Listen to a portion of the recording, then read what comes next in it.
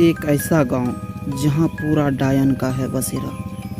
आपने स्त्री मूवी देखी ही होगी, लेकिन यह कहानी सेम उसी तरह की लग सकती है, बट ऐसा नहीं है।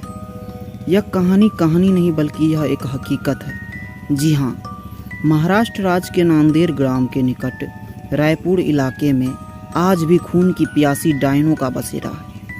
वहाँ के लोगों का मानना है कि यहाँ रात में गुजरने वाले लोगों को डायन पहले तो अपने वश में कर लेती है और बाद में उस इंसान का खून पीकर स्वयं को अमर कर लेती है। वहाँ माना जाता है कि यहाँ के इलाका डायनों का है। यहाँ पर इंसान का कदम रखना खतरे से खाली नहीं है, और अगर आप वहाँ पर गए तो किसी तरह की गलती आपके जीवन को समाप्त कर सकती है। जी हाँ, अगर आपको यकीन ना हो रहा हो तो आप यहाँ पर किसी भी पेड़ में कील गाड़ कर खुद देख लीजिए। आप लोगों का मौत से सामना जरूर हो जाएगा। आप लोगों को भले ही यह अंधविश्वास या बनी बनाई कहानी लग सकती है, इस भूतिया गांव का यही दस्तूर है। इस भूतिया गांव को शापित माना जाता है। यहाँ पर एक दो नहीं बल्कि सारे इलाकों में डायनों का बसेरा जमा हुआ है। नांदेड़ के निकट इस छोटे से गाँव में डायनों की अब पूरा राज्य बसा हुआ है। यहाँ पर ऐसा माना जाता है कि पहले यहाँ एक डायन रहा करती थी, लेकिन डायन ने गांव की कुछ लड़कियों की आत्मा को अपने वश में करके उनको अपने साथ लाई।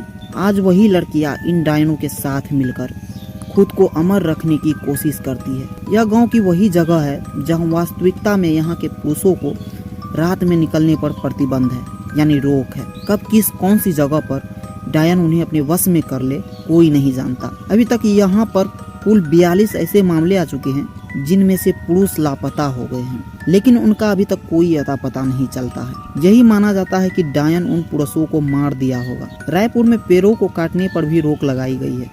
यहाँ पर पेड़ों के ऊपर डायनों के रहने की बात बताई जाती है। एक बार एक पेड़ काटने पर गांव के एक मनुष्य की मौत हो गई। तब से ही माना जाता है कि डायन का पेड़ काटने पर ही उसकी मौत हुई। यहाँ पर एक टूटी हुई हवेली के अंदर एक छोटी सी कोठरी है जिसमें कोई भी नहीं आता, और माना जाता है कि इस अंधेरी कोठरी में जो भी गया वो वापस कभी लौट कर नहीं आया। 16 लोगों की मौत की गवाह इस भूतिया कोठरी को यहाँ के प्रशासन ने भी सील कर दिया है। डायनों को अपने वश में करने के लिए यहाँ पर कई तांत्रिक ने अपनी पूरी शक्ति लगा दी, लेकिन इस बीच 5-6 तांत्रिक को भी मौत हो गई, जिसके बाद तांत्रिक भी यहाँ की डायनों को अपने वश में करने से घबराने लगे। कहा जाता है कि गांव में हर अमावस्या और पूर्णिमा की रात को कोई बाहर नहीं निकलता। हालांकि यह काफी पुरानी बात है। अब लोग अपने घरों को अच्छे से बंद करके घरों में रहने लगे हैं। गांव के कुछ लोगों ने यह अनुभव किया है कि अक्सर रास्ते में चलते वक्त उन्हें अजीबोगरीब आवाज़ें सुनाई देती है, लेकिन पीछे मुड़ने पर कोई नहीं होता। गांव के रंजीत नाम के व्यक्ति ने तो अपनी बाइक पर एक डायन को लिफ्ट तक दे दी थी। काफ़ी लंबा रास्ता तय करने के बाद उसे एहसास हुआ कि उसके पीछे कोई बैठा हुआ है, पर उसने जब पीछे मुड़कर देखा तो कोई नहीं था।